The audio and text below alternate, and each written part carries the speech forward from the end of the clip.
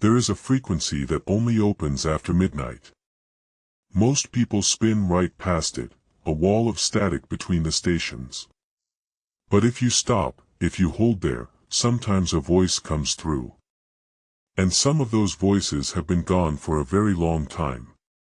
Welcome back to the midnight frequency. Turn the lights down. Put the world on hold. For the next few hours, it's just you, the dial, and the dark. What you're about to hear are the calls that came in on the nights nobody could explain, ordinary people, on empty highways and in quiet houses, all reaching for the same phone to say the same thing. I've never told anyone this before. Some of these stories are strange. Some are sad. And a few of them still don't have an ending. So settle in. Keep the lights where they are. The lines are open, and tonight, it seems, the dead still have something to say. Let's begin. At 3:30 in the morning, I was tired and eager to be done with my shift. The sun was trying its hardest to peek over the horizon, but it couldn't quite manage yet. The car radio static hissed like whispers from another realm. It felt eerie, as though the night itself was holding its breath for something. I had just passed through the small town of Marlin, Texas, and now I was zooming down Interstate 10 toward Houston, where I needed to be by 9. The highway stretched out before me like a long, silver ribbon under an inky sky, broken only by the occasional blinking headlight of another truck. Suddenly, something caught my eye. In the far distance, beyond a thick bank of fog, there was a glint, like someone standing on the right-hand shoulder with a flashlight. It was too close to be just sunlight reflecting off road debris. My heart skipped a beat as I pulled out the old cell phone that had survived more than its share of truck stops and rough handles. Midnight frequency, the voice answered calmly, his words floating through the static like a cold wind. I'm not sure what it is, but you need to know, I said. It's on Interstate 10, near Marlin. Can you be more specific? His voice was smooth and soothing, but somehow chilling. Just past Marlin. At one point every truck driver calls mile marker 247. They never stop there. It's always the same, figure standing by the shoulder with a flashlight. I saw it before, but only now did I realize why everyone stops at that point. Thank you for calling, he said quietly. You've given us an excellent story to explore tonight. His words barely reached me over the static. I had no choice but to continue driving forward until my right side was lined with mile markers. The closer we got, the more I could make out the figure against the soft green of dawn. It seemed to be a person, hunched and standing still as if frozen in time, illuminated by the narrow beam of its flashlight. I forced myself to pull over at the next rest stop, my knuckles white around the steering wheel. They always call it mile marker 247, I whispered into the phone, my voice trembling with unease. Every single trucker swears they have seen this person before. What did you see? He asked, his question cutting through the static and echoing in my head. I saw someone, I replied. The figure was still there, standing rigidly on the shoulder, but as I looked closer, something was amiss.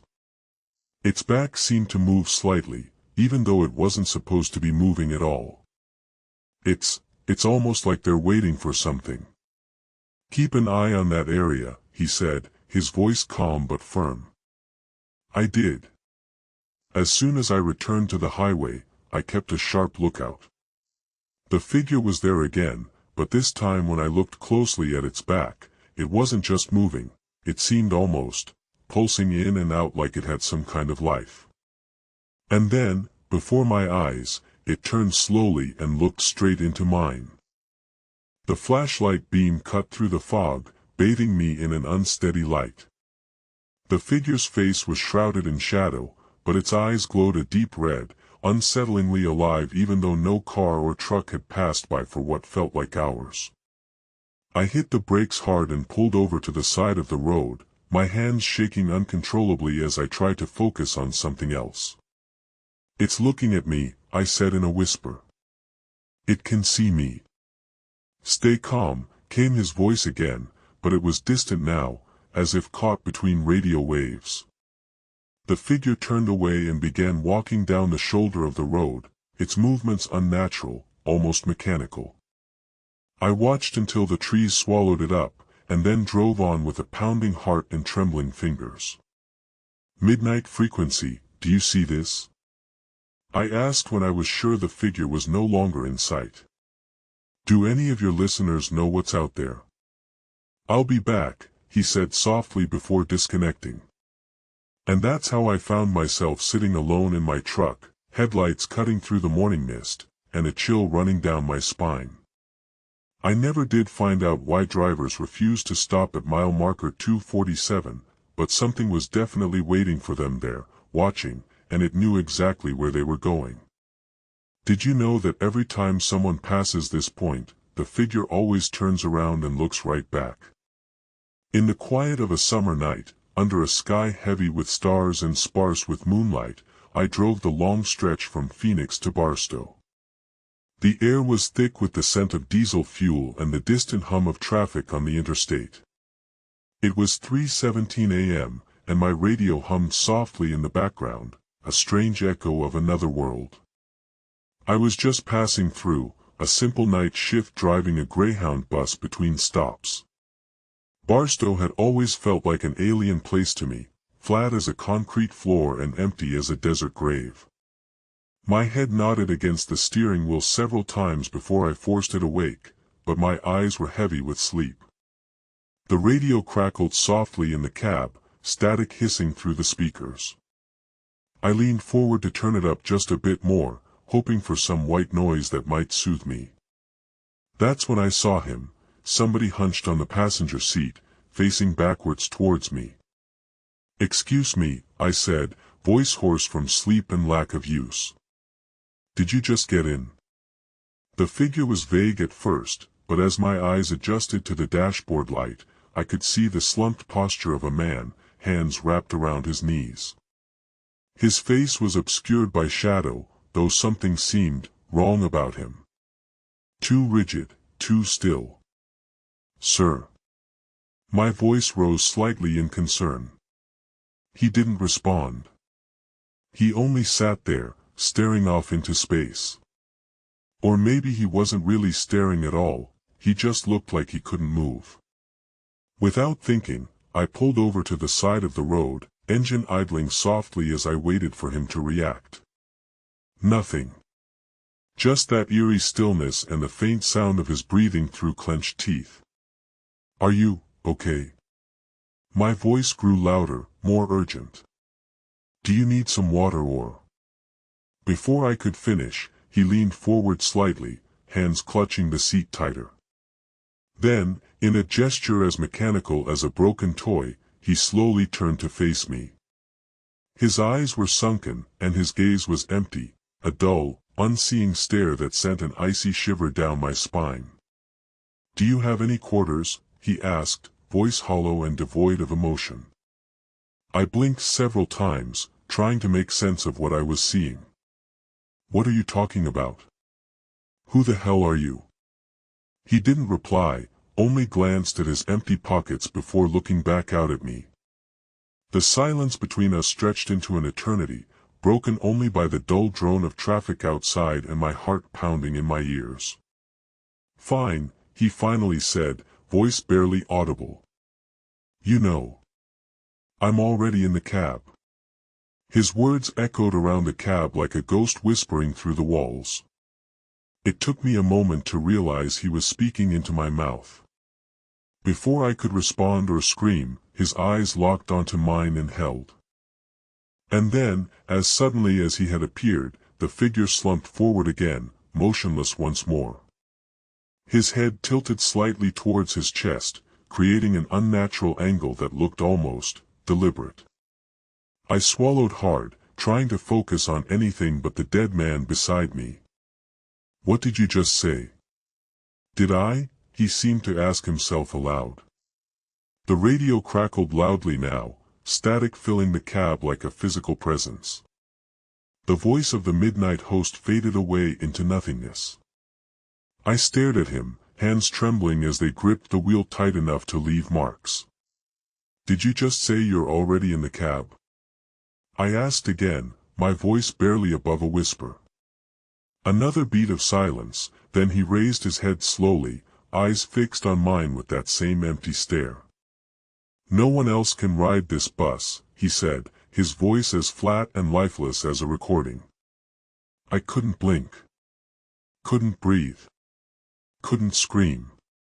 He simply stared at me for what felt like hours, then slumped back into the seat, leaving only his quarters on the dashboard where my hand had been mere seconds before. The radio crackled again, louder this time, a static that threatened to drown out all else. And as I pulled away from the side of the road, driving deeper and deeper into the night, I realized he was still there, always waiting, always watching, and never moving, never changing, never leaving me alone for even a moment. The night had begun with a quiet desperation. I was driving from Albuquerque to Amarillo, my eyes glued to the road as my mind wandered over old debts and new regrets. The darkness outside the car's window mirrored the emptiness within me. It was 3:17 a.m., and for some reason, I found myself parked at what appeared to be a rest stop in Gallup, New Mexico. Or rather, I thought it did. The sign read, "Gallup Rest Stop," and there were old rusted signs pointing towards a small convenience store that barely looked like it was open. The only sounds were the distant hiss of my car's air conditioning and the staticky radio squelching through its speakers. I had ignored the empty gas gauge, convinced my journey would still be over soon. I pulled in slowly, making sure not to wake the sleepy clerk behind the counter who seemed unaware that anyone was there at all. The store looked like a ghost town of convenience. No customers, no chatter, just the faint hum of the refrigerator and an old radio playing something I couldn't make out clearly. As I stepped inside, a wave of cold settled over me. The walls were lined with shelves carrying items from yesteryears, jars of pickles, boxes of candy that tasted like nostalgia more than flavor, and bottles of water so stale they clinked when moved on the shelf. Each step echoed faintly, as if I was in an empty cathedral rather than a small store. I grabbed 2 energy drinks, trying to feel the solidity of reality around me. But as I turned to leave, my flashlight beam caught something strange. There it stood, like a specter, a door that shouldn't be there. It wasn't even marked on the floor plan, yet there was this solid oak frame leading down an unseen hallway. With a shiver, I pushed the door open. The air inside was cold as ice, and the walls seemed to recede into nothingness as my flashlight beam hit them. There were no lights, only darkness pulling me in deeper, inviting me closer. My breath fogged up in the chill, but the more it condensed on the air, the thicker the darkness became. I stepped through the doorway and found myself in a vast, endless hallway that stretched out before me like an unending void. The walls were etched with strange symbols I couldn't understand, each one glowing faintly with a cold light that made my skin prickle. The sound of my own breathing echoed back at me, amplified in this empty space. I was trapped now, standing in a limbo of sorts, a place that existed only when I allowed myself to be vulnerable enough to believe it could exist.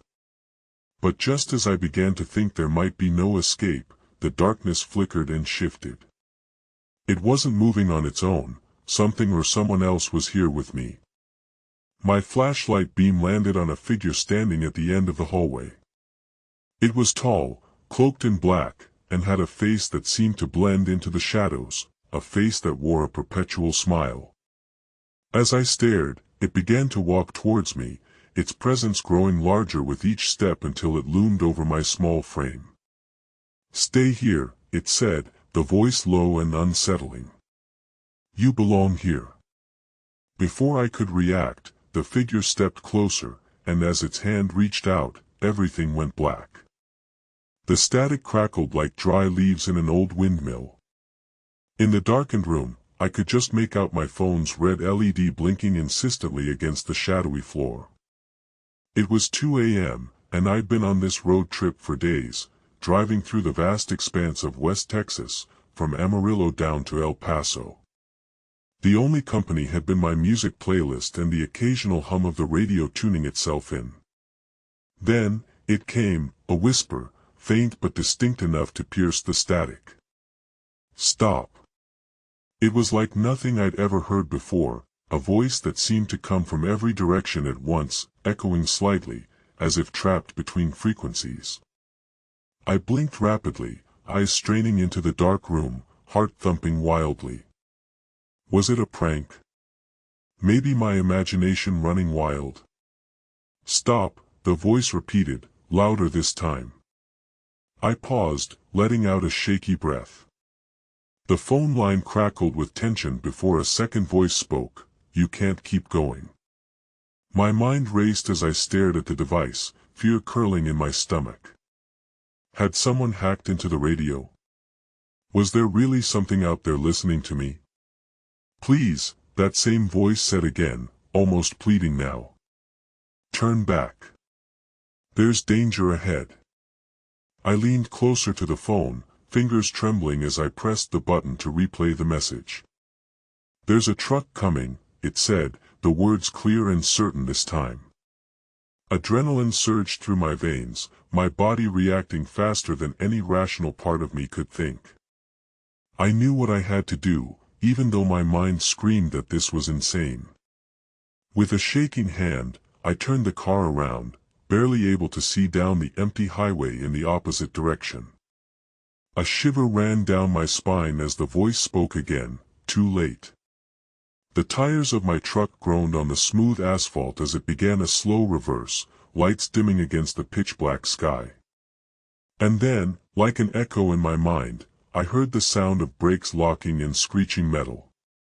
In that moment, as the phone's radio static filled the car again, a cold dread settled over me. It was too quiet now, eerily so, and it made me feel utterly alone. The CB voice had saved me, or at least given me enough time to stop. But what danger was out there, lurking on those empty highways? And would I ever hear that voice again? The radio fell silent. "Don't touch that dial. Stay with me, the next one is worse." At 2 a.m., the highway was empty except for me. The radio hummed quietly in the background, its static a companion to my night shift as I drove from Wheeling through the dark tunnels of West Virginia. My head rested against the cool glass, only the headlights ahead marked the route. They weren't just a simple beam slicing the darkness, they were two distinct white dots that seemed both far away and right in front, like an oncoming car refusing to turn or slow down. A whisper of dread crept up my spine as I realized it was no other vehicle. Something, or someone, was staying exactly 1 mile behind me. Despite the miles that passed, those headlights never budged from their position. My breaths turned into gasps, and I gripped the wheel tighter than a shivering man on a winter's night. I glanced at my dashboard clock. There was no other time for the universe to play tricks, only 12:34 a.m., just before the shift changed to nighttime. I should be alone here, yet those headlights remained stubbornly constant. A chill snaked down my neck as a voice in the back of my mind suggested it might not be real. I tried changing the radio station, hoping for any sign of human company, but static filled every frequency. The car radio was just another companion in this vast, silent night, and I felt isolated even with its mechanical whirring. Halfway through that endless journey, a phone call cut through my focus. It rang twice before I realized the only number on my screen was mine, flashing ominously. My heart pounded as I wondered why it was calling me. It made no sense. I grabbed the phone, trembling so much that my fingers nearly missed the button to answer. "Hello?" I asked into the receiver, my voice a whisper in the darkness. The line hummed with an eerie silence, and suddenly, those headlights swerved. For just a moment, they left their position, casting light on the side of the road instead of straight ahead. I blinked, expecting them to return to their path, but found myself staring into the night, not seeing anything that shouldn't be there. "Is someone in there?" my voice cracked. "Can you hear me?" No response. The phone slipped from my hand and clattered softly against the dashboard, a ghostly echo of its own existence. I leaned forward to pick it up again as those headlights slowly resumed their vigil. By the time morning approached, those headlights had followed me for over 200 miles without ever passing by. I found myself parked on an empty stretch of highway, alone save for my unyielding companion, before calling a tow truck and heading back to Wheeling. Now, I wonder, was it real? Was there another car? Or did something else follow me in that silent night, leaving only those two stubborn lights as its presence behind? The phone rang. It was 3:17 a.m., and the silence was oppressive in the late-night radio studio. Usually, there were no calls at this hour. The phones should be silent as the dead air of an empty highway. But there it was, another one. "Hello. Who is this?" I whispered into the microphone, my voice barely audible over the static hiss that seemed to fill the room like fog. "Can you hear me?" a steady and urgent voice asked from the other end. My heart skipped a beat. I nodded into the mic, even though there was no one in the control booth to see me. "Yes," I whispered back. "Can you tell me your name?" A pause so long it felt like an eternity. Then came her quiet words, tinged with a hint of urgency that chilled my bones. "Just call me Mandy." The story started small, boringly mundane at first.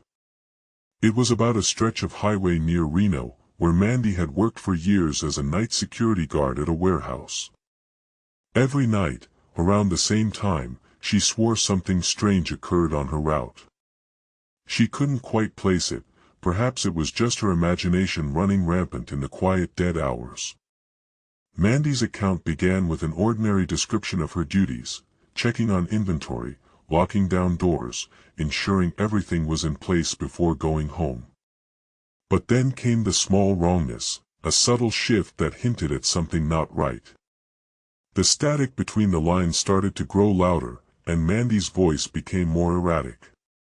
"Night shifts are lonely," she began, her words now tinged with a heavy sigh. "You feel like you're the only one awake in the whole world." And then, at exactly 2:35 a.m., someone, started following me. She paused, the suspense building as if someone was holding their breath. I knew it wasn't the wind or an animal because there were no sounds besides my own footsteps and the hum of the truck engine, she continued in her unsteady voice. "It didn't feel real at first, just a sense that something wasn't right." The air grew cold as Mandy described the scene, the dark median of US Route 50, empty but for the occasional car speeding past. Then came the eerie stillness. "It was on one such night," she said, "that everything changed. After 2 weeks of the feeling, I finally took a shortcut to the restroom during my break," Mandy explained. "As I walked down the corridor, something caught my eye, a woman in an old-fashioned dress, just standing there. She didn't move or make a sound as I passed her by." The static hissed louder now, but Mandy's voice remained steady. "The weird part is, she looked like any other woman in town. She had dark hair and wore glasses. But something about the way she moved, it was like she wasn't supposed to be there at all. And then before I could look back, she was gone." The tension built as Mandy started to describe what happened every night after that. And so, her voice now strained with fear, every night, exactly 2:35 a.m., I walk the median and try not to think about the woman in the old dress. She's there every time, just for a moment, but I've never been able to see her face or talk to her. It's like she's watching me from my own mind." Mandy paused again, her voice faltering as if she could barely breathe. "Then last night, something new happened. There were two women in the median. The same old woman, and another one. One of them had long brown hair, and the other was wearing a black veil. And they weren't just standing there was this sense that they wanted something from me. The static on the line began to crackle like fireflies dancing across a field. They were looking at me. "I swear it wasn't real," Mandy whispered, her voice now filled with genuine fear.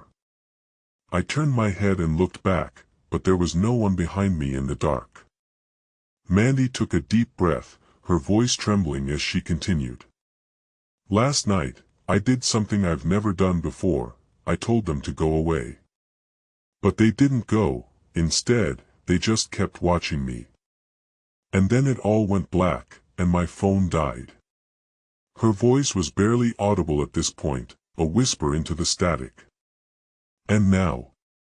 I can't get that image out of my head," Mandy said in a choked voice.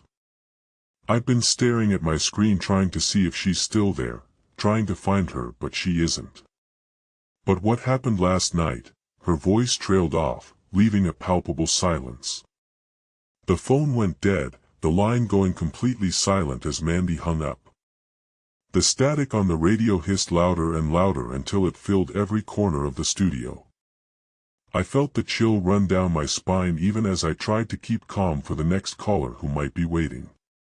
In the darkness, a question lingered: were there really women walking the median? And if so, what did they want from Mandy? What was out there in the dark, watching and waiting? The static hissed again, almost like it was trying to scream an answer.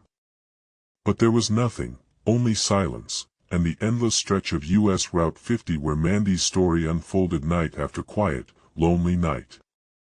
The night shift was supposed to be easy.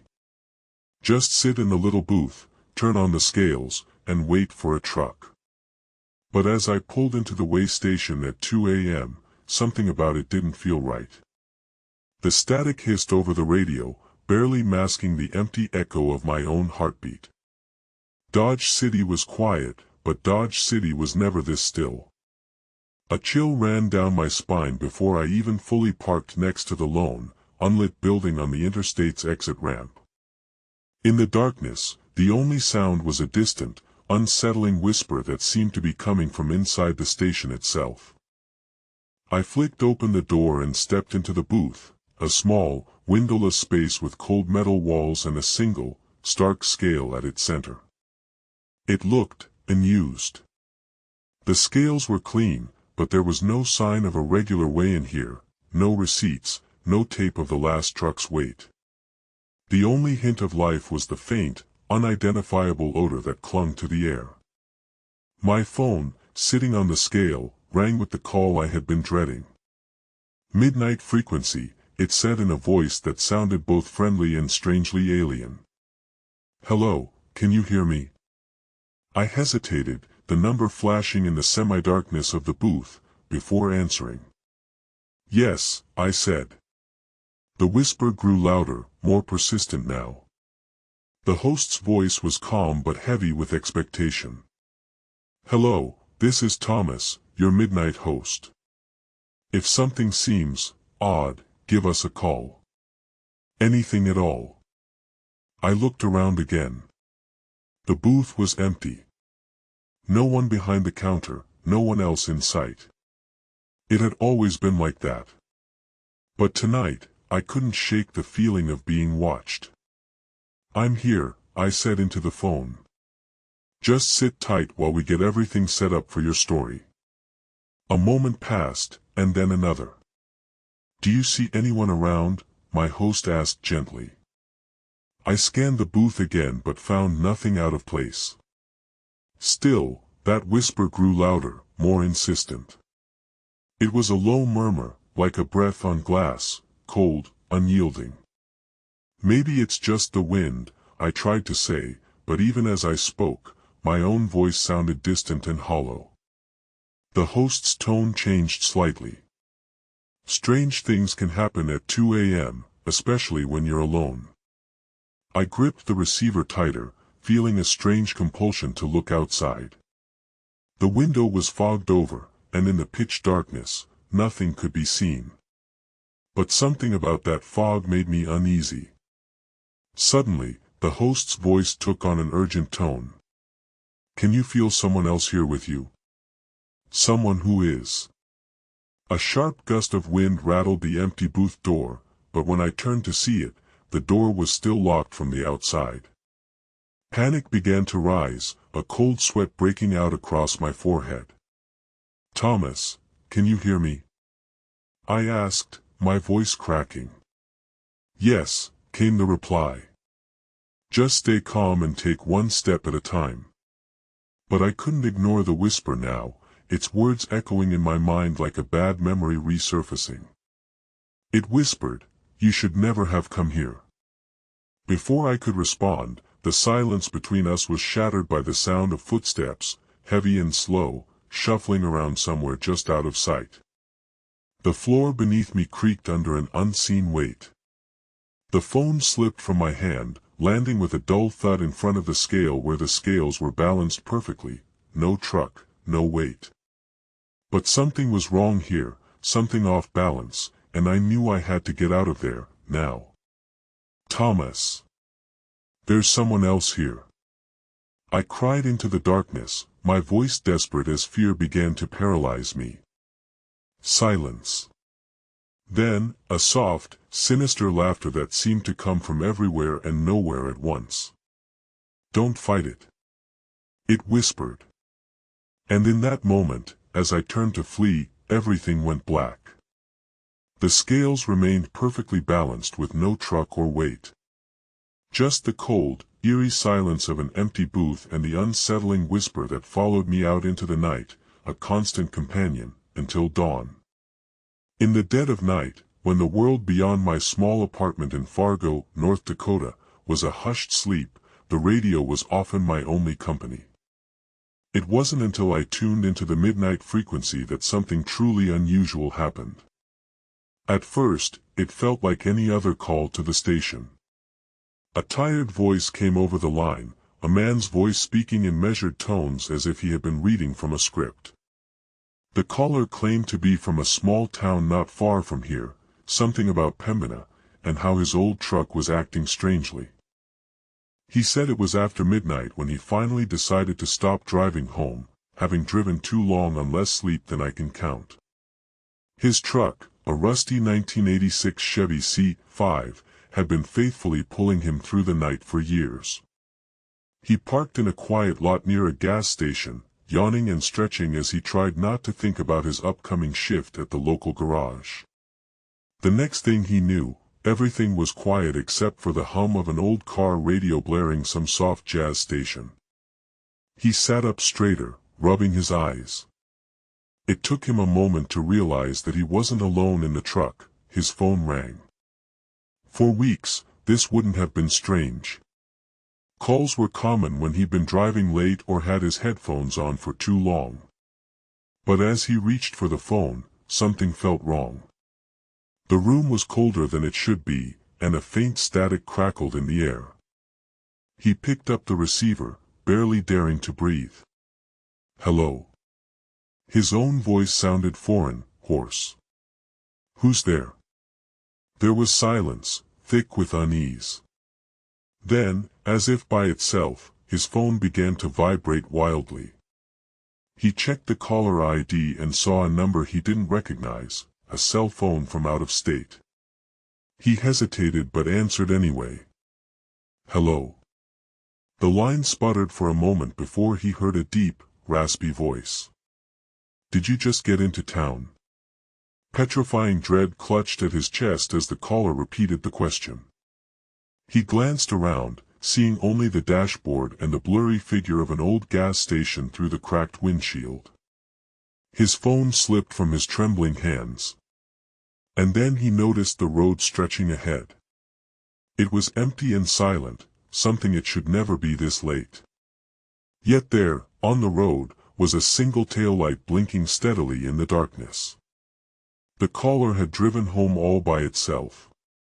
He stared, half sleepy, half terrified, as his truck began to back slowly down the lot. He called out, desperate for some sign of life, but no one answered him except for the faint static. The taillight grew larger and larger until it was directly in front of his face. The driver's side door opened with a creak, then closed behind him as he stared into the taillight. His phone rang again, this time insistently. He picked it up, fingers shaking. "Who is this?" "Answer me," the raspy voice ordered. "Did you just get home safely?" His heart pounded wildly in his chest. The taillight was closer now, the truck moving without him, backing out of the lot and onto the road. He could see nothing but that one blinking light ahead. He dialed 911, his hands shaking so badly he couldn't hold the phone. The dispatcher asked if he was okay.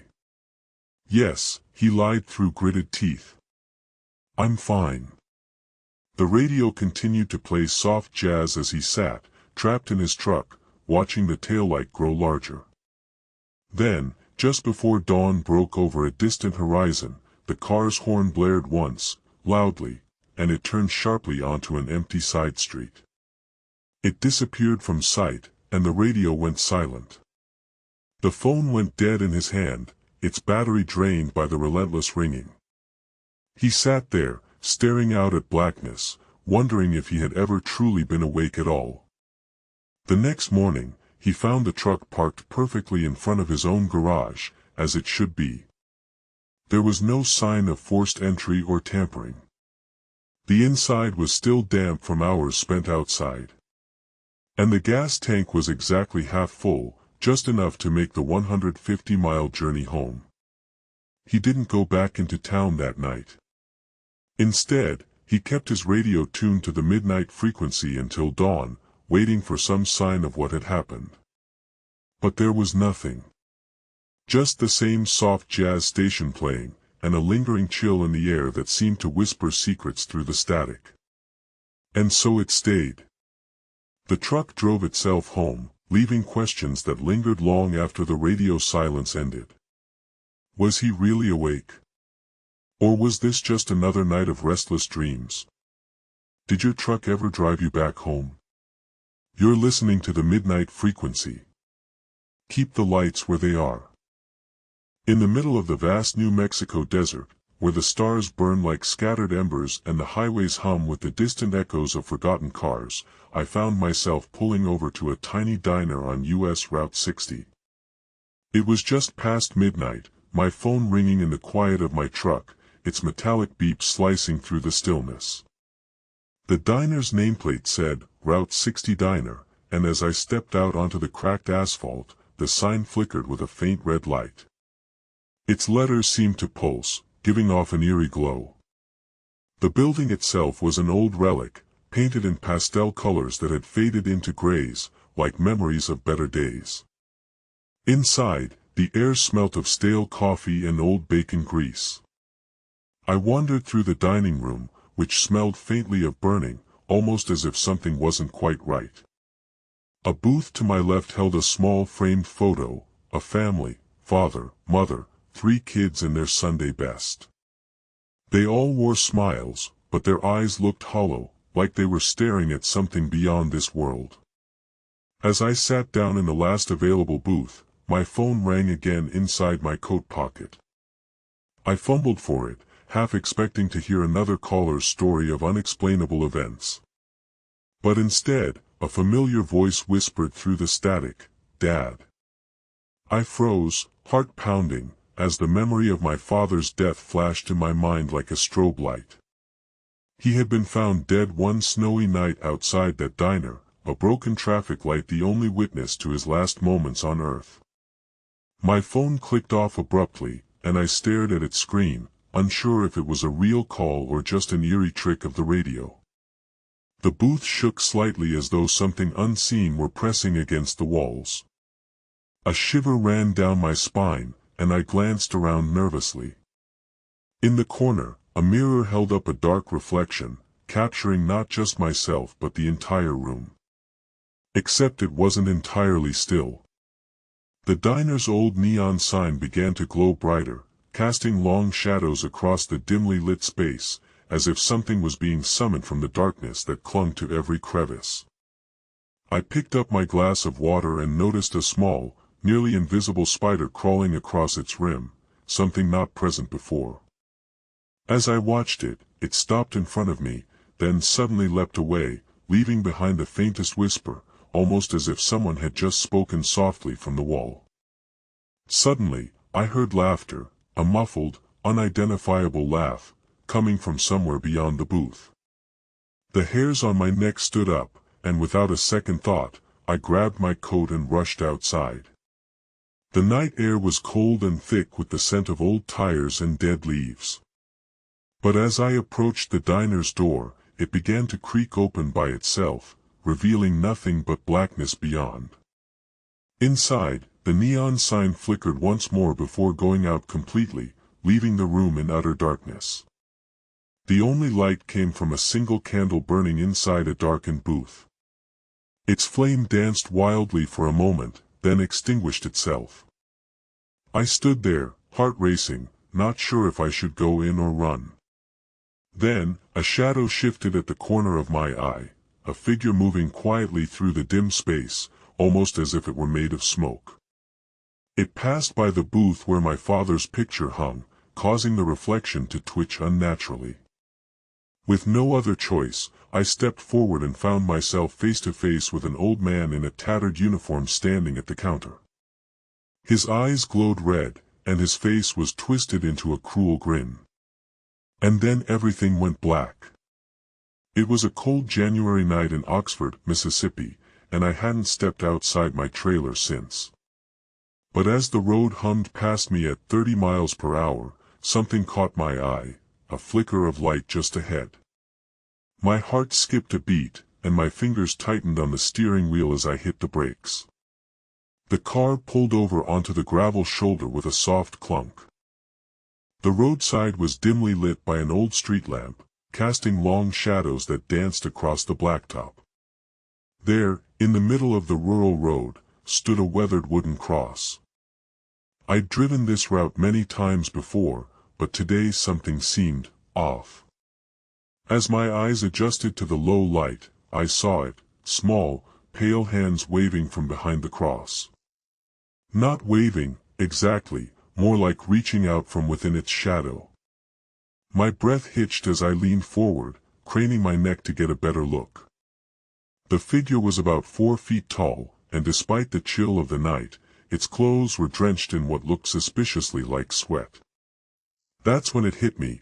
The car behind me honked sharply, and the voice of the road's regular late-night driver blared through my radio, "This is midnight frequency. Is anyone there? You can tell us your stories." I blinked, trying to clear my sightline past the cross. The little figure had vanished into thin air. But as I looked back, the same hands appeared again, this time more clearly visible. They weren't just reaching, they were beckoning. "Who's there?" I shouted, half hoping for a response but mostly just desperate for some confirmation that I wasn't losing my mind. The hands stopped moving, and I slammed on the brakes once more. If someone hadn't called in, I'd have pulled over myself to investigate. The road was empty except for me, so why had those hands been there? A chill ran down my spine as I started the engine again.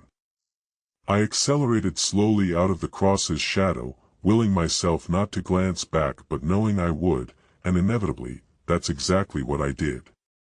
The figure wasn't there anymore.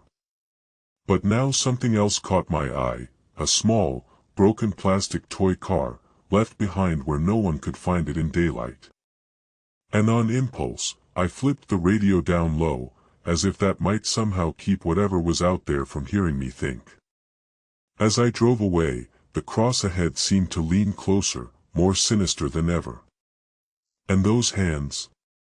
They were gone for good this time, but I could still hear them, echoing in my head, "Who's there?" I didn't know if it had been a trick of the light or just another late-night radio call, but one thing was clear, whichever way you looked at it, the roadside cross held secrets. And now those hands were calling to me again. The late-night air hung heavy and cold outside the small diner in Ely, Nevada. I was waiting my turn to place an order when I noticed it, a call signal from the radio blaring through the cracked window, cutting through the hum of diesel engines and static. Late-night frequencies, I whispered into the receiver. Hello. Hello. The host's voice crackled back at me, calm but urgent, as if he could sense my hesitation on the other end. I've got a story for you tonight. A true one. Go ahead, then, I replied, my voice barely above a whisper, trying not to draw attention. The caller said it was dark out, around 2 a.m., when he saw them, 3 large trucks driving down Highway 50. The host paused, and a long, eerie silence filled the room. Just south of town. They were in a convoy, following close behind each other. Nothing unusual about that, right? I nodded to myself, though nobody could see me. Then, they disappeared. The silence was almost too much. I squeezed my eyes shut for a moment, willing it away. When I opened them again, the diner's single dim bulb flickered ominously in the corner. They vanished without a trace, the host continued, his voice low and steady. No skid marks on the road, no witnesses to see them turn off or crash into each other. Just gone. The whole convoy. My heart pounded against my ribs as I listened intently. The caller heard a faint radio transmission. 3 trucks ahead, vanishing, it said. Nothing more. Just that. Then nothing else for miles and miles. A shiver ran down my spine, making the diner's vinyl seats feel colder than before. He parked his car on the side of the road and walked back up to Highway 50.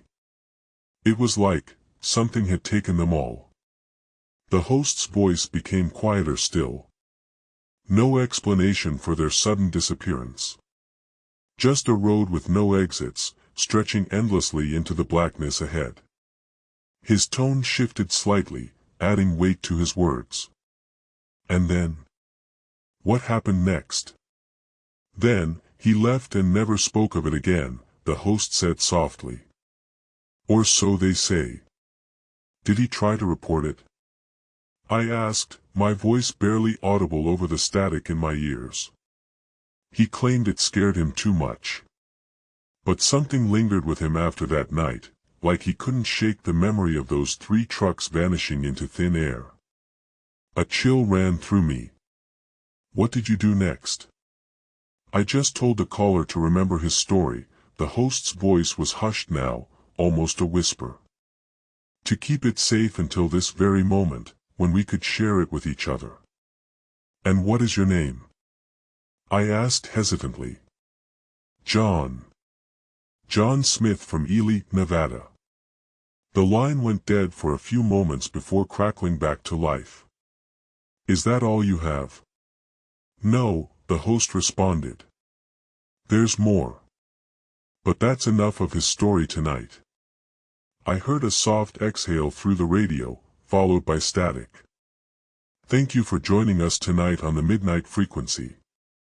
Until next time, this is John, and we hope to see what comes next when the night grows too deep. In the quiet of an October evening in Wheeling, West Virginia, Jim Hargrove sat behind the wheel of his old Ford pickup. The radio dial flickered as he tried to find something comforting before bed. A static-laden voice finally spoke through the crackling speakers, and Jim's brow furrowed. Good night, the voice began, slow and steady. This is Midnight Frequency. If you've got a story to share, give us a call. Jim hesitated for just a moment, then picked up his phone. He dialed the number and waited, the receiver growing hot in his hand as the static faded. Hello, came the calm host's voice. Good evening, Jim. You're listening to Midnight Frequency. The air in the small room felt cold, the only light from the flickering fluorescent bulb casting long shadows across the walls. Jim cleared his throat and spoke. I've got something you might find interesting, he said, trying to sound steady. "Go on, Jim," the host encouraged gently. "Tell me your story." Jim adjusted his seat and took a deep breath. "You see, there's this old tunnel." His voice trailed off as if he were lost in memory. The host waited patiently. "Can you tell us more about that, Jim?" It was a short tunnel, really, just 1 mile long, squeezed between the rolling hills of northern West Virginia. He'd driven through it countless times on his way to night shifts at the nearby steel mill. But tonight felt different. He could feel a strange weight in the air. "See, this is odd," Jim's voice began quavering slightly. "It should take only 7 minutes or so." Static interrupted him sharply, as if an unseen hand had twisted the dial. The host continued with a low murmur that barely reached his ear. "I'll let you get back to your story," he said softly. "Maybe it will come easier now." Jim shook his head and focused again. "The first time I noticed something wrong was," he paused, swallowed hard. "It was just before Christmas last year." A small voice whispered in the background, as if another listener was interjecting. "Go on," the host's voice echoed through Jim's headphones. "All right," he cleared his throat again.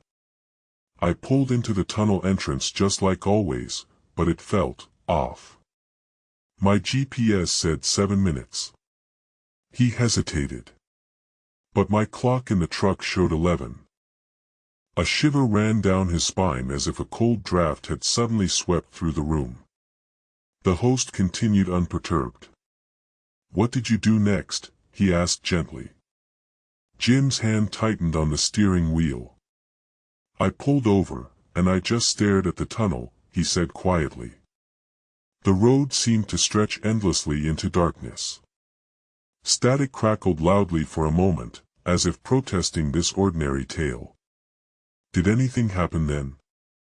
A strange hum filled the air, making it hard to hear. The host's voice came through faintly. "Nothing much," Jim finally forced out. "It was just dark. And cold." The hum grew louder, blending with the static. A thick fog seemed to be rising from the tunnel mouth, pressing against Jim's windshield with an otherworldly pressure.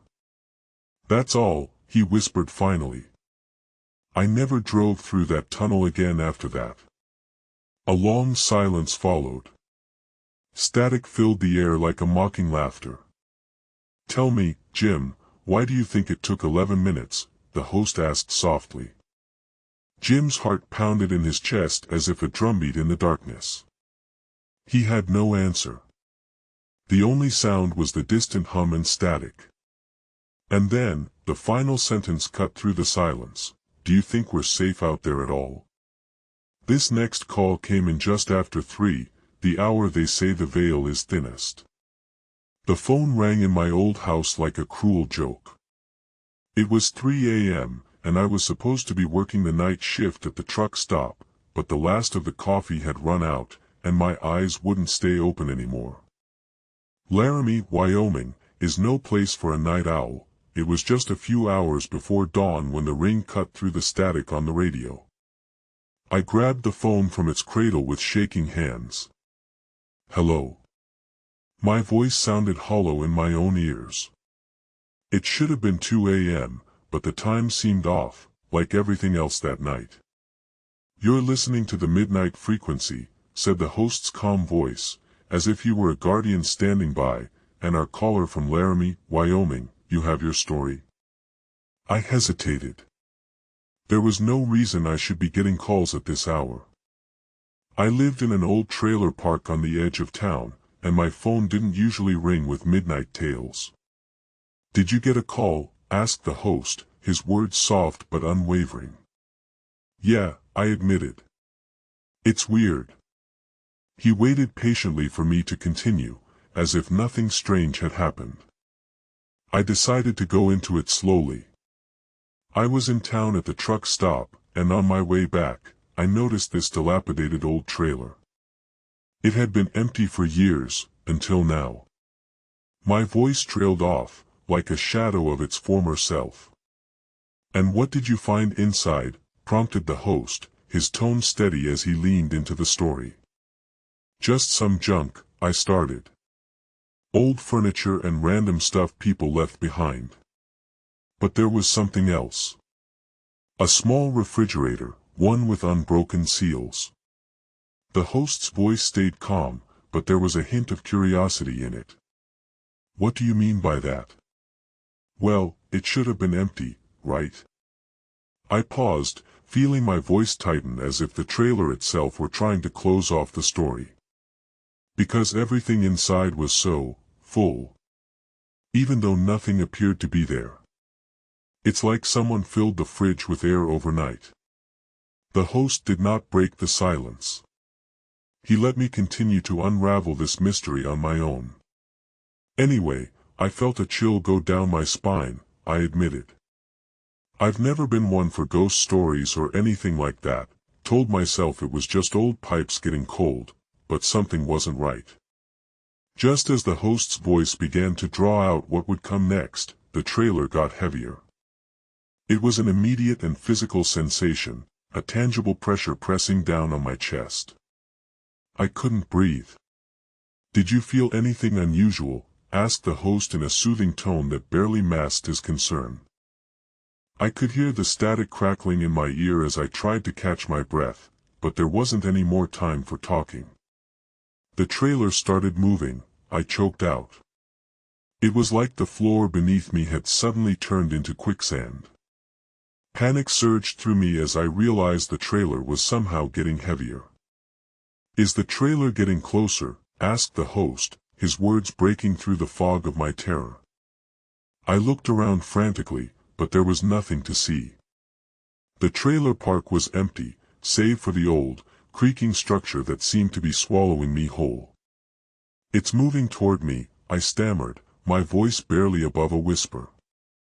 The host didn't speak again until the pressure had grown unbearable. "Do you need anything? Can you? I can't get out of here."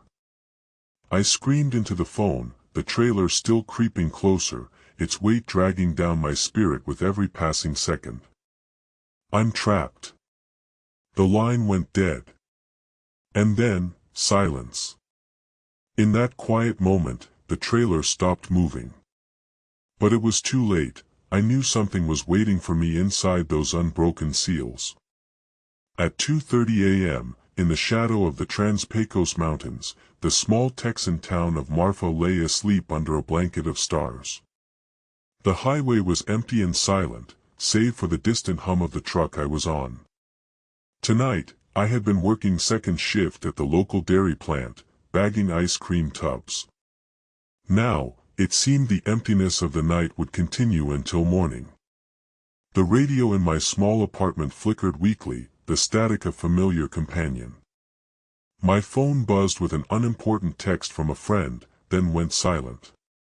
The only sound was the distant hum and occasional thud as we drove past soft bumps on the road. At 3:15 a.m., I reached for the coffee machine to start the brew, but my hand hovered over it, drawn instead toward the door. The night seemed heavy with unspoken things, and I thought of home, miles away in the next county. As if answering that silent call, the truck ahead shifted lanes abruptly, accelerating from 65 to 70 miles an hour. The passenger beside me turned to look out the window, but I didn't join him, my heart racing. The night was too still. Before I could process what I saw, a figure darted across the road in front of us. It wasn't just any human form, it appeared almost translucent and moved with unnatural grace. The driver's hand gripped the wheel tighter as we swerved to avoid hitting something that would have been impossible under normal circumstances. "Did you see that?" he asked, his voice urgent but barely a whisper in the night. My breath caught in my throat. I nodded. "I did." He turned back to the road, and we continued, the truck now maintaining an almost sinister speed. The figure beside me was just a memory of motion, a fleeting glimpse that had left something indelible in its wake. As miles passed, the figure remained an unspoken entity, never breaking its eerie pace. I tried to concentrate on breathing, but my mind raced with questions. Who or what was this ghostly speedster? And why were we being pursued by it? Suddenly, the radio static crackled louder, a jarring sound that cut through the night like a knife. The truck driver glanced at me again, his eyes reflecting an unshakable fear. "We need to get off the road," he said, his voice barely audible. Without another word, we pulled over onto the desolate shoulder of the highway and shut down the engine. The driver hesitated outside the window, peering into the night as if trying to communicate with some unseen entity. "Just stay here," he murmured before stepping away from the truck. I watched him disappear into the darkness, my pulse pounding in my ears. The truck's interior grew colder, the silence deafening. I picked up the phone and dialed the late-night radio show, my fingers trembling as they hit the numbers. "Please let someone hear me," I whispered, pressing send. "It is 3 a.m. and everything is quiet, too quiet. I should be safely home by now." But my shift at the diner just ended, and instead of driving the familiar highway, I took one wrong turn into the Red Rock country outside Sedona. The night air carries an eerie silence, and the diner's neon sign flickers behind me as I navigate back toward my car. The exit signs are normal enough, nothing out of place until I pass the third interchange. There it is, a single green sign, reading Exit 67. It should be there, every map, every GPS shows it. But this sign is different, it's small and oddly placed, next to the street lights instead of the standard gantry. I pause, feeling an inexplicable unease. The lane for Exit 67 seems just as ordinary, pavement in decent shape, the same gravel shoulder. My car hesitates at the curve but pulls out smoothly enough. The radio crackles with static that feels too real, like something is listening. The only thing I can hear for sure is the distant hum of highway traffic, growing fainter behind me. I keep driving, my headlights cutting through the night like a beam in a darkened theater. Soon, Exit 67 is gone. No sign, no indication that it ever existed at all. My stomach churns, this doesn't make sense. I double-check the GPS, cursing my tech for being unreliable. But it's not even flickering, I've got nothing.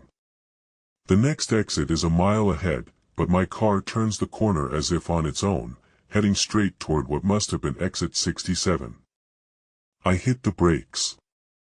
The car jerks violently in response, and when I look back, there's no sign of movement, no hint that it ever went anywhere. I can hear something now, a faint whispering, coming from inside my head. It sounds like a child's giggling, so soft I almost miss it. My heart races as I turn the radio up. Static eats at the silence, but no voice cracks through. The giggle is gone by the time I return to focus on the road. As if drawn to its source, my car slowly veers right, making a sharp U-turn without me touching the wheel. Panic sets in, but I can't resist. My mind and body are at odds with each other now. The radio crackles louder, static thickening into an oppressive silence that seems to seep through my skin. Just as I force myself to take control again, the world shifts.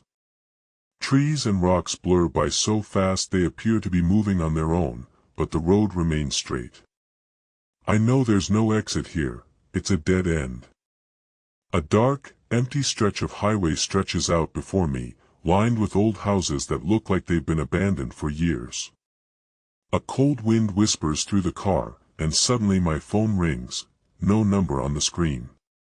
The ring is distant, like it's coming from miles away. I don't recognize the tune as one I own, it sounds almost ancient, a melody out of time. The phone continues to ring, growing louder with each second.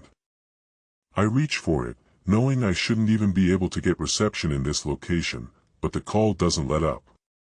The sound is too insistent, and then I see it, the green sign again, appearing as if by magic on a street where there should only be darkness. "Hello," I whisper, dread pooling in my stomach. "Who's calling me?"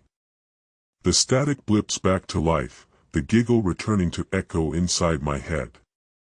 Then, something dark and cold slams into me from out of nowhere, dragging me down, pulling me away from reality as I hear the final words. "Welcome."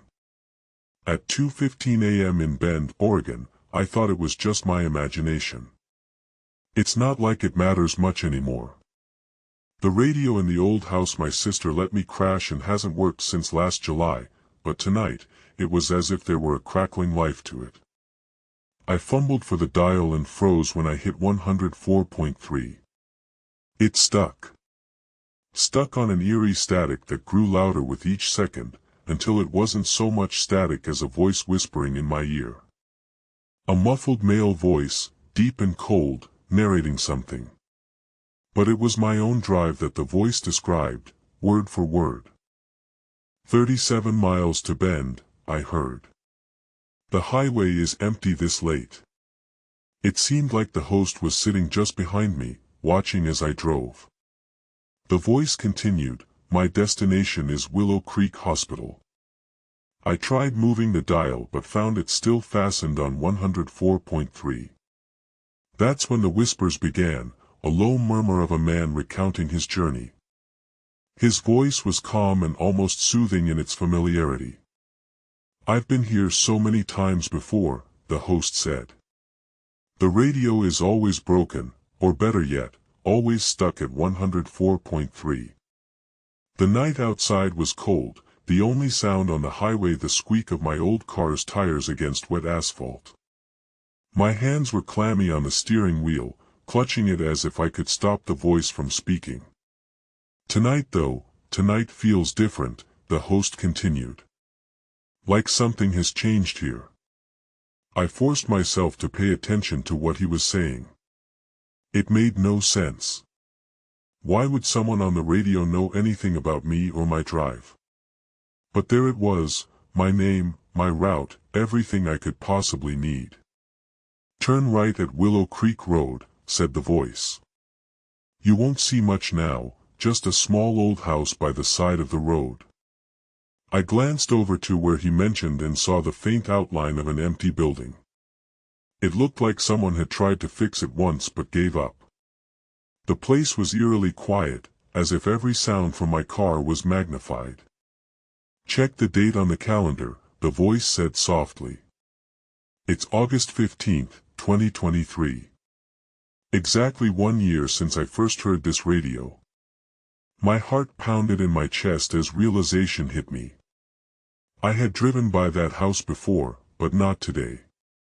I had left it blank when I came here. "Turn off the engine," instructed the voice. "Walk inside the house and find a mirror." I stared at the old building again, hesitating. The radio static was now punctuated with words that seemed to echo from within. The worst part was still coming, I knew it. I swallowed hard, got out of my car, and walked toward the house. The door creaked as I pushed it open, and inside, there was indeed a mirror in the corner. As soon as I looked at it, the radio went silent, but not for long. A voice whispered in my ear, "Look closer." I did, but saw nothing out of place. Then, just as suddenly, the radio started up again with the same muffled voice from before. "Tonight is your last night," it said calmly. "The house will be empty tomorrow, and you'll never see 104.3 again." Before I could process what was happening, everything around me began to shift. The old house, the car, the radio, everything blurred into a nightmare of sounds and sensations that made my mind reel. I woke up with sweat on my forehead, alone in the empty car at the side of Willow Creek Road. The radio was silent but for static, and I knew it would never work again. Why did I have to hear that voice? If you're still with us, good. A lot of people stopped listening alone after this one. The night was as still as a tomb. In the distance, Tucson's distant hum barely pierced the blanket of silence that draped over the desert. I stared at the motel phone, its red light flickering weakly like a dying flame in the empty room. It had been years since anyone had called this number, and yet, here I was, reliving something so strange it seemed almost impossible. I worked the night shift at the local diner, and on those late shifts, my mind wandered to the same old tales of the haunted places around town. One such story involved a small motel near the highway exit, just off the beaten path. The manager had told me about the room with one car in its lot, a room that never changed, and no matter how hard people tried, they could not find any explanation for it. The static hissed over the radio, barely louder than a whisper. It was 3:15 a.m., and my eyes lingered on the phone. Why did I even pick up? I didn't really believe in ghosts or hauntings, just strange coincidences and human frailty. But this motel story intrigued me more than most. I dialed the number without thinking, watching as the room darkened around me, a cold shiver crawling down my spine. The manager answered on the third ring. "Can you tell me about that old room again?" I whispered into the phone. There was a pause, and then he began to speak in hushed tones, the words barely audible over the static. He told of a small blue sedan that always appeared in room 13. Every year, exactly the same car parked there for weeks, never moving, no one using it. Employees would occasionally glance inside but found nothing out of place. But then came the part one never forgot. "Some say you can hear voices. Whispering, like they're talking to each other in that room," he added, his voice tinged with a hint of fear. I hung up, my mind racing. It was silly, of course. But as I headed back into my small apartment, the static crackling in my ears refused to let me rest easy. The next night, I decided to check out the motel myself. The drive wasn't long, but the highway seemed endless at 3 a.m., empty and unblinking. At the motel, I parked by the old building and walked up to room 13. The key slipped into the lock almost too easily. With a deep breath, I pushed open the door. Inside was exactly as described. Nothing had moved since my first visit.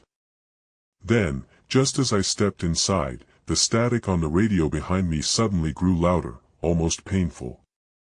And in that moment, I heard it, a faint whisper. It was as if the voices were calling to someone who couldn't hear them anymore.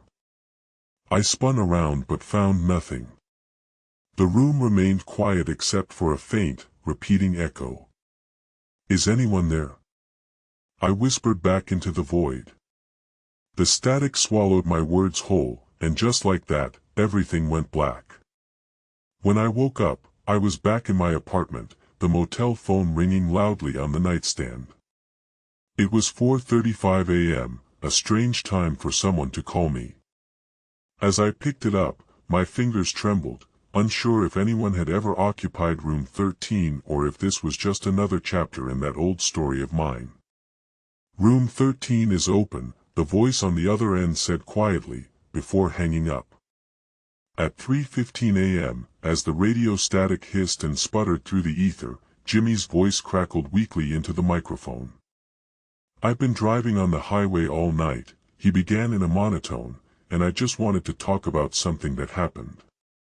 There was a pause, an awkward silence that stretched taut like rubber. Jimmy cleared his throat, as if gathering strength. "So I'm not even sure why I called you up. Maybe it's because my boss said I can't take any more night shifts." The host paused for a beat before responding. His voice, calm and unhurried, cut through the static like a knife. "Jimmy, welcome to the Midnight Frequency. I'm Sam. Is there something you'd like to share?" "Yeah," Jimmy hesitated, his words stumbling over each other as if he was having trouble speaking. "I've been driving down that dark road, and—" Another moment of silence, thick with the tension of the night. "Tell us about it, Jimmy," Sam prompted softly. Jimmy's breath hitched in a way that made him sound like a man suffocating on his own fear. Well, I was making my way through Clearwater County this time, yeah, you know, where they say the old train tracks are haunted. And, well, at 12:45 last night, I noticed something strange. Strange how? Sam asked gently. Jimmy's voice dropped to a whisper that barely made it through the radio. The car was silent, just coasting along as always. But then, there was this humming sound. A low, almost inaudible hum coming from behind me. He shivered, and a moment later, his voice broke. And then I saw it. Sam's response was quick but measured. What did you see, Jimmy? I don't know, he whispered, the cold night air seeping into his bones through the phone. The lights in my truck were bright, but everything else was dark, except for this light on the road that kept shifting and flickering, like a car's taillights following me. You didn't stop? Sam asked. Yeah, Jimmy replied, almost to himself. I tried to keep driving, but it got worse. The lights started following my truck so close it was as if someone had glued them to the side of the road.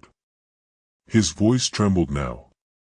And then the static swelled ominously on the airwaves. Jimmy's story broke off into a sudden pause. After a full minute, Sam spoke again in his deep, calm tone. Jimmy, are you still there? There was no answer. Jimmy? Sam tried again, but the static only grew louder until it drowned out any hope of hearing Jimmy's voice again. At 4:16 a.m., the call dropped dead, the radio silence stretching into an unbroken expanse of cold, empty air. The hum that had plagued Jimmy's night was still with us now, just below the surface of the dial, waiting for the next call, the next listener to catch it. And then, at 5:16 a.m., the phone rang again. In the still of Illinois' summer night, the lone truck rolled over old Route 66. Miles of flat prairie stretched out under the thin crescent moon.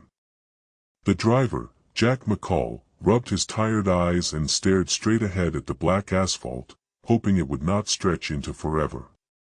Jack worked the midnight shift at Galesburg's gravel plant, where he loaded trucks with sand and gravel until they were bursting.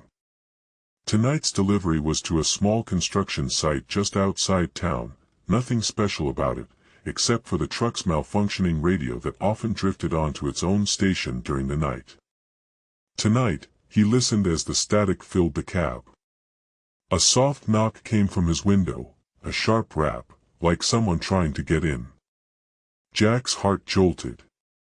He grabbed the door handle and peered into the pitch black outside. Nothing but an endless ribbon of highway. With a heavy sigh, he focused on the road again, but then it happened, another knock, louder this time. The radio static rose like a thick fog. Suddenly, the truck's trailer began to rock violently, causing Jack's chest to tighten with dread. He gripped the steering wheel tightly and peered over his shoulder, but no one was there. The trailer continued to rock as if something heavy was climbing in from behind. Jack shifted gears and pressed on, trying to ignore the mounting tension. Then came a sudden, sharp creaking noise, followed by an eerie silence that froze him in place. He swallowed hard and glanced at his rearview mirror. A dark shape hunched over the back of the trailer, barely visible under the moonlight. The shape's movements were slow but deliberate, as if it was testing for emptiness before fully occupying space. Jack's grip on the steering wheel tightened until he heard a soft thud. He leaned forward to see what had hit his boot, and in that moment, the trailer lurched violently again. His headlights flashed against something big and heavy dragging itself along the floor of the truck bed. Without warning, the truck swerved off the road and into the thick grass at the edge. Jack's heart pounded as he struggled to regain control.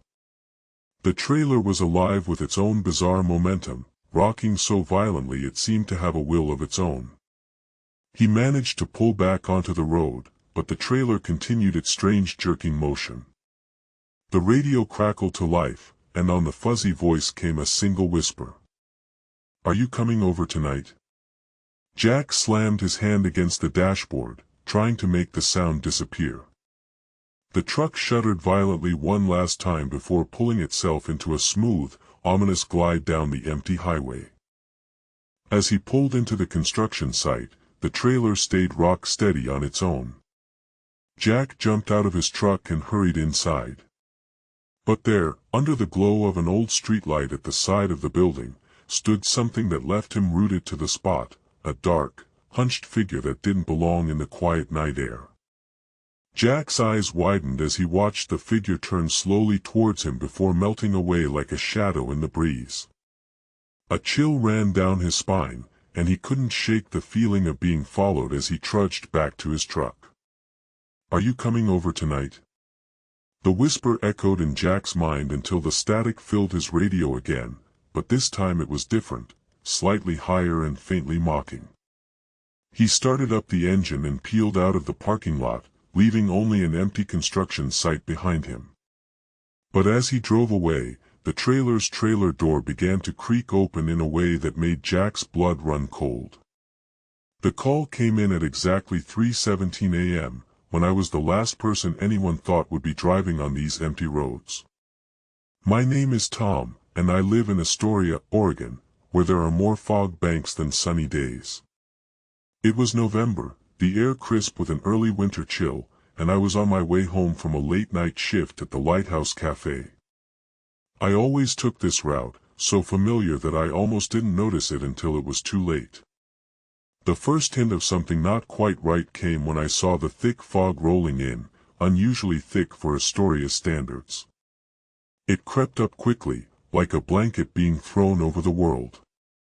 My car radio had long since died from battery drain, leaving only a dull static that hummed through the cabin.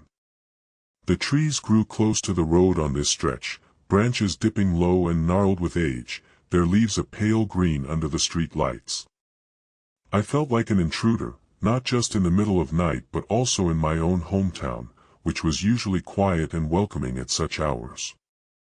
As I drove through the thickening fog, my headlights only illuminated what seemed to be a small area around my car.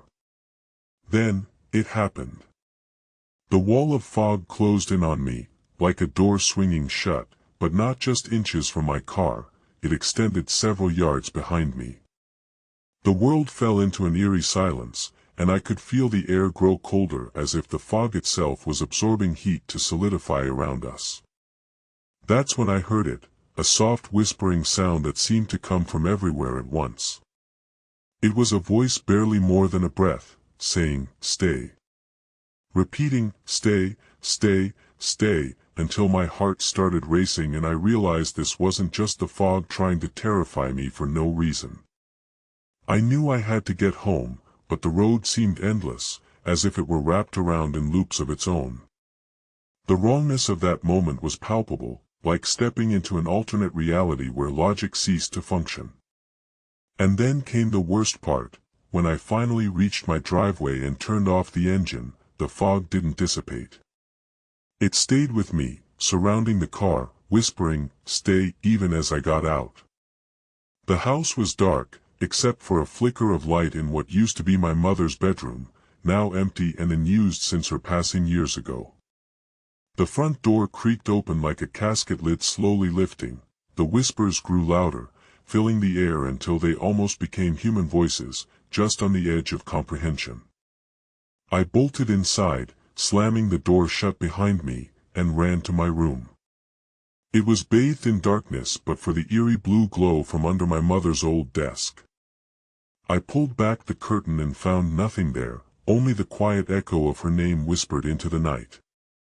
And then it was gone, just like that. The morning brought no answers.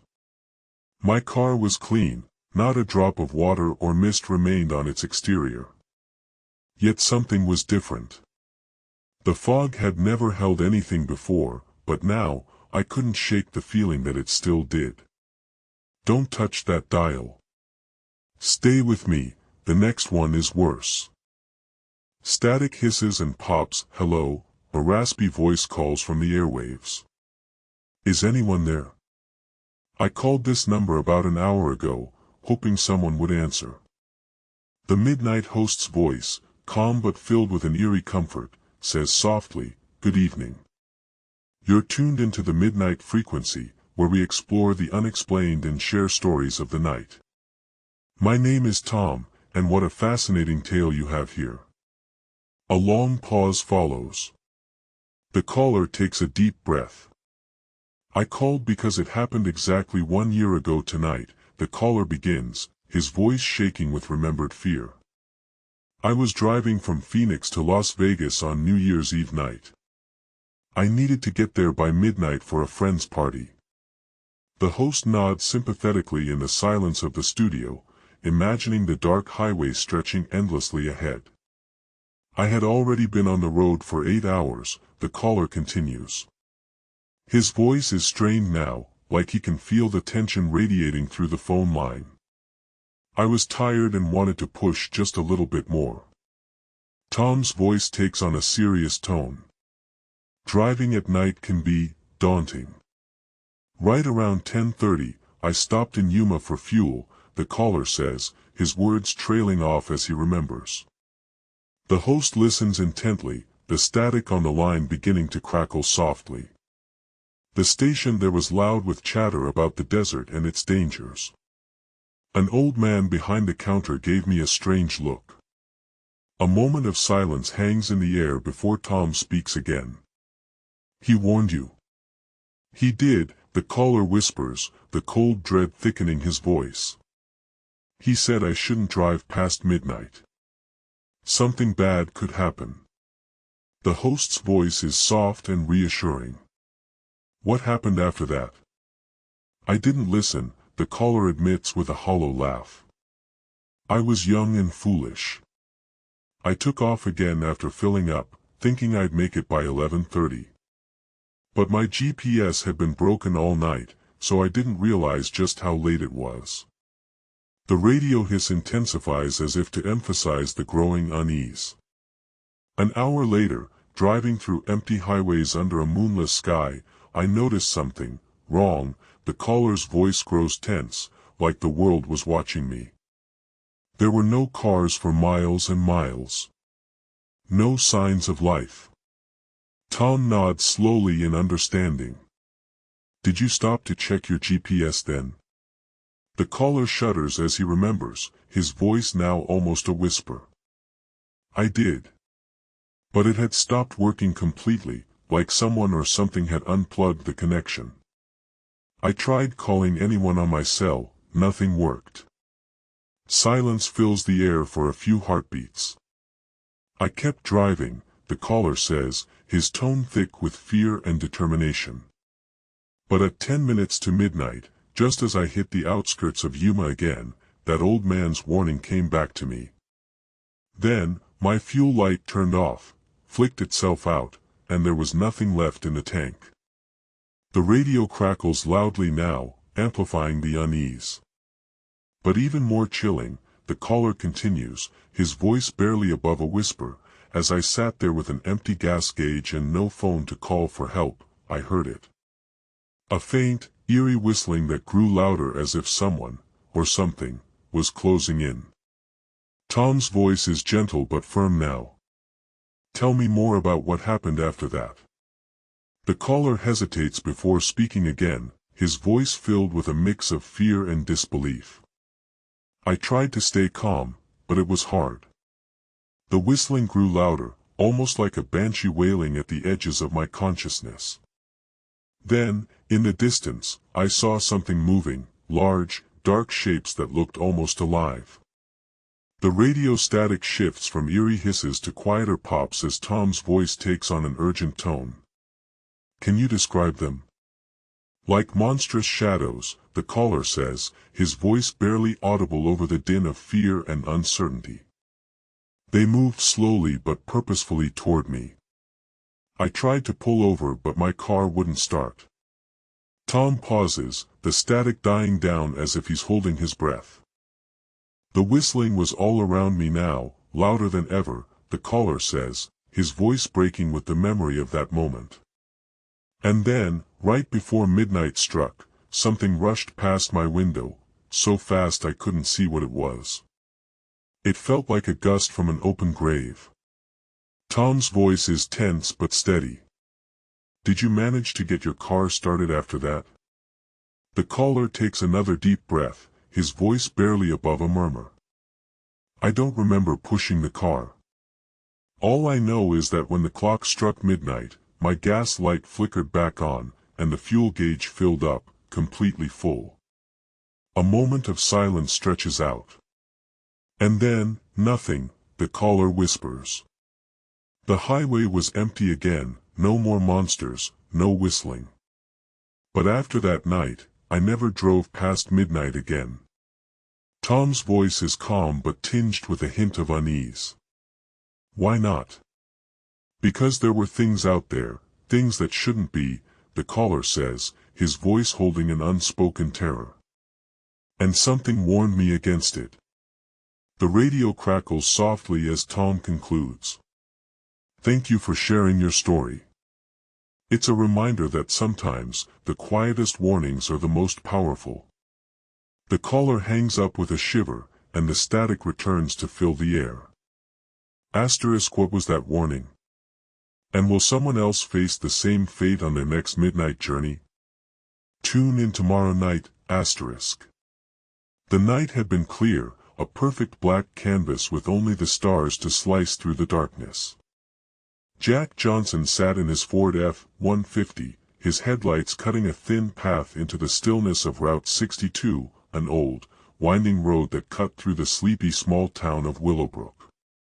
He was a night shift security guard for the local paper mill and had been assigned to patrol this stretch of highway after dark, his only company being the occasional screech of a passing truck. Something felt off from the moment he started his patrol. His breath caught in his throat as the car's old radio fuzzed with static, barely audible voices whispering about hauntings and abandoned towns. It was just another night until he turned down a twisty bend and noticed it. The road simply ended. One moment he was driving through darkness into light, the next, the asphalt abruptly vanished, leaving only empty space. Jack slammed on the brakes, his heart pounding like a drum in his chest. He stepped out of the truck, flashlight at the ready, and surveyed the void. The night air was thick with cold, and he shivered despite the warmth of his jacket. Shadows seemed to move just beyond the reach of his light, whispers carried by the wind. His breath came out as white puffs, each one a silent scream in the quiet. He tried to rationalize it, maybe there had been an accident and construction had removed part of the road, but he couldn't shake the feeling that something was wrong. He walked further into the dark expanse, his boots crunching on gravel. Each step seemed to echo louder than before, growing more pronounced until they echoed back at him in a sinister response. Suddenly, a low growl rumbled from behind, making Jack spin around, flashlight illuminating nothing but night. The hairs on the back of his neck stood up, and he took a deep breath, willing himself not to run. His gaze swept across the empty darkness, finding no trace of anything that might have made such a noise. Jack turned back towards the road, thinking about heading for help, when the growl came again, closer this time. He hesitated, then bolted in the opposite direction, running as fast as his legs would carry him. The ground was uneven, slick with moisture from an earlier rain, and he stumbled more than once. Just as he reached the safety of the road's edge, a figure stepped out of the shadows, a tall, silhouetted presence that seemed to loom over the asphalt. It moved too fast for Jack to make out any features, just a dark outline against the stars. The figure stopped directly in front of him, and Jack froze. He couldn't speak or even move, he could only stare into the void where eyes should be. Then the figure turned, and Jack's flashlight beam caught its face. It was human, but with skin that seemed to shift like water, a mouth that stretched unnaturally wide, baring teeth in a silent howl. Jack let out a strangled cry as the figure began to walk towards him, its presence growing larger until it towered over everything else. The ground seemed to sink beneath his feet, pulling away from reality. He couldn't run anymore. He was trapped, helpless against this creature that should not be there, in front of him. It reached out with a hand like a claw, and the air turned cold enough to freeze solid, even as the figure's fingers touched Jack's face. Then everything went black. And that's where we'll close the lines for tonight. If you made it this far, if you're still here in the dark with me, then you're one of us now. The ones who listen after midnight. The ones who don't quite turn the radio all the way off. Before you go, do one thing. Subscribe, and turn on the bell. Every week we bring another lost night back from the static, and you don't want to miss the frequency when it opens again. Until then, keep a light on. Check the locks. And if your phone rings after 3, and there's only static on the other end, you don't have to answer. This has been the Midnight Frequency. Good night. And sleep with the radio on.